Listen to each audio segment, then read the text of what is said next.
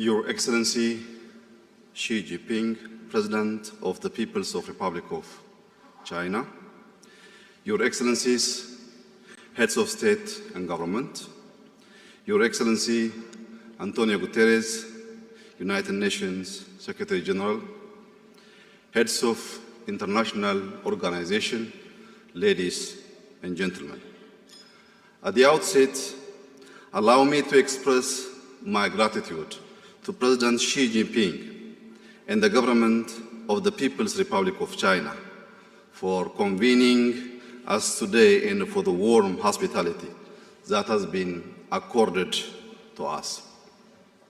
I'm very pleased to join here in Beijing for the 10th anniversary of the Belt and Road Initiative.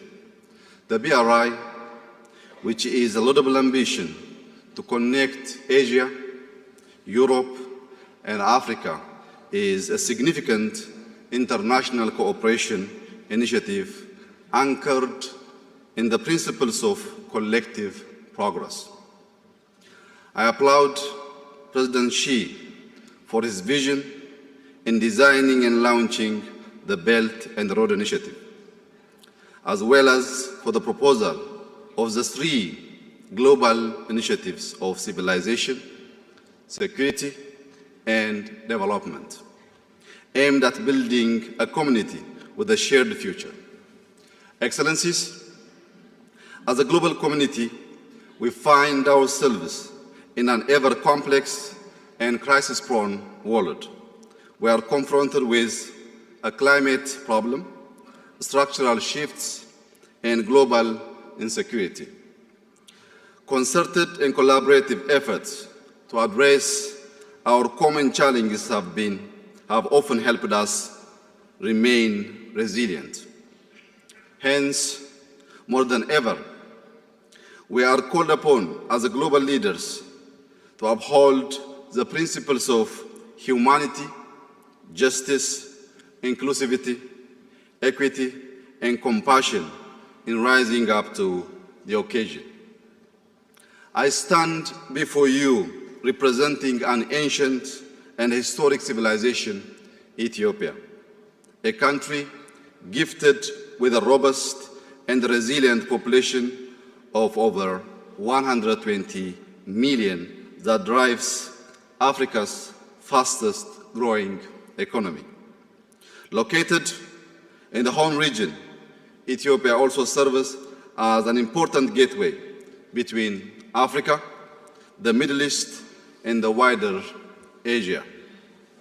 I also stand before you as a proud Africa that hails from a continent of 1.4 billion people, a continent with a thriving youth population that is propelling it to become a global economic powerhouse. Without a doubt, Africa is the next frontier market.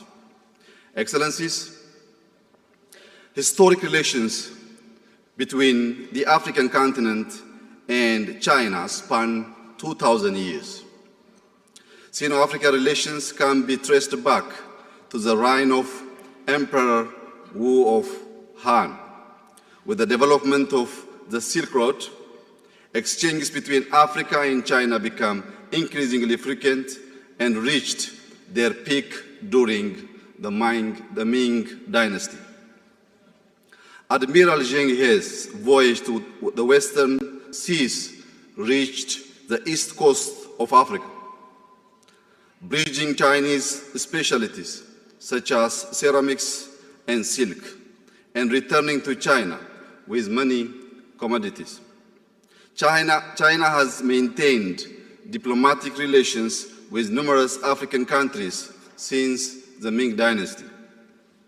Sino-African ties today have grown exponentially, characterized by a commitment to mutually beneficial cooperation and respect for sovereignty.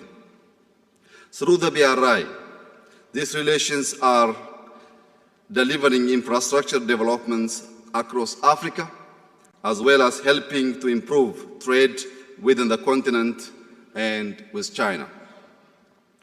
As the largest ever transnational infrastructure program, The BRI is therefore facilitating integration and sustainable growth. Large-scale investments in infrastructure and strengthened commercial ties have boosted the continent's economic development. With a rapidly growing population, the African continent is in high demand of sustainable and dignified development. And through BRI investments, many jobs have been created and livelihoods improved. Road and railway projects are linking previously unconnected places.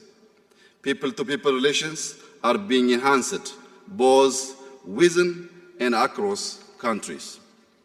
The principle of connectivity inherent in BRI has also offered African countries with alternative source of capital, technology, and skills needed for our modernization agenda. In my country, Ethiopia, for example, one of the remarkable BRI accomplishments is the construction of Africa's longest electric transnational railway, which runs through Ethiopia all the way to Djibouti. The line revitalized local and regional economies. It plays a critical role in connecting people and enhancing efficiency in the logistics value chain along the strategically significant Ethio-Djibouti corridor.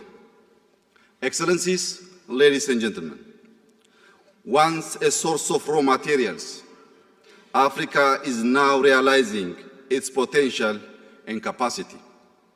A continent that has been sidelined until now is harnessing the demographic dividend, leveraging its natural endowments, and rapidly becoming a global economic, social, and political powerhouse. In the global arena, the inclusion of African Union as permanent member of the G20 is a long overdue recognition of the voice of a continent with 1.4 billion people. With around 85% of global GDP and roughly 75% of global trade represented by the G20, the African Union's entry will significantly enhance the continent's ability to raise and collectively address issues of development that excessively affect Africa. As inclusivity is becoming a necessary feature of multilateralism, I have no doubt that such reforms we are witnessing in the global fora will extend to include African countries as permanent members of the United Nations Security Council. It has been said that the flapping of the wings of a butterfly can be felt on either side of the world. The African continent in particular has suffered the consequences of the climate crisis as well as interstate conflict in other parts of the world. As a result, we cannot be idle observers in forums that affect our common well-being since they shape our fate. Excellencies, we recognize that peace and development are two sides of the same coin. They are mutually reinforcing. Inclusive and equitable growth is essential to sustain peace, and a culture of peace is essential to enabling sustainable growth. Initiatives like the BRI, when fully implemented to potential, invariably foster peaceful development.